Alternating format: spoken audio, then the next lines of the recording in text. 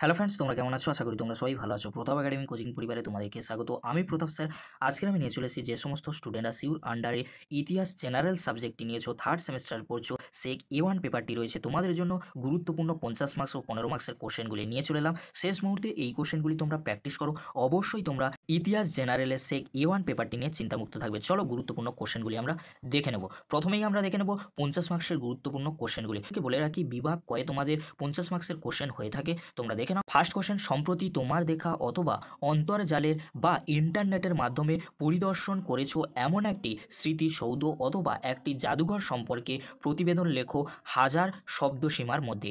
এই কোশ্চেনটি ঘুরিয়ে আসতে পারে, সম্প্রতি পরিদর্শন করেছো অক্ষরা তথ্য প্রযুক্তির মাধ্যমে বা ইন্টারনেটের মাধ্যমে পরিদর্শন করেছো এমন একটি ঐতিহ্যবাহী স্মৃতিসৌধ বা সংগ্রহশালা অথবা একটি ঐতিহাসিক স্থান সম্পর্কে প্রতিবেদন লেখো হাজার শব্দের মধ্যে।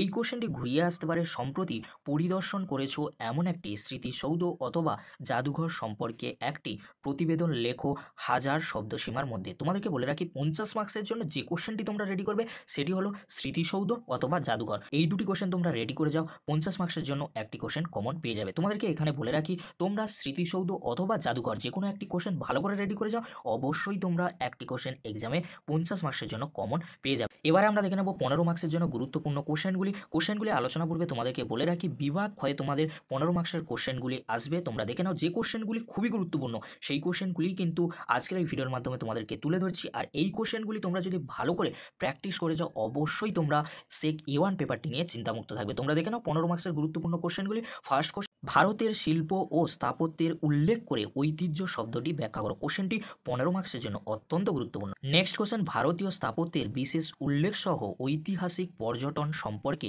আলোচনা করো। কোশ্চেনটি 15 মার্কসের জন্য অত্যন্ত গুরুত্বপূর্ণ।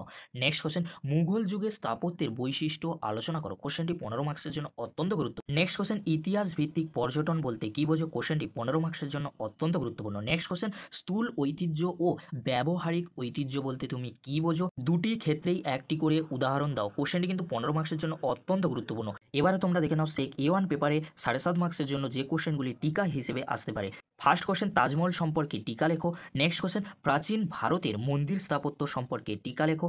নেক্সট কোশ্চেন, আদিনা মসজিদ সম্পর্কে টিকা লেখো। নেক্সট কোশ্চেন, ভিক্টোরিয়া মেমোরিয়াল সম্পর্কে টিকা লেখো। এই যে 4টি কোশ্চেন আমি বললাম, এই 4টি কোশ্চেন টিকা হিসেবে 7.5 মার্কসের জন্য অত্যন্ত গুরুত্বপূর্ণ। এরই মধ্যে থেকে যে কোনো দুটি কোশ্চেন তোমরা টিকা হিসেবে পেয়ে যাবে সেক A1 পেপারে। এই যে কোশ্চেনগুলি আজকে আমি আলোচনা করে দিলাম, এই কোশ্চেনগুলি তোমরা ভালো করে রেডি করে নাও।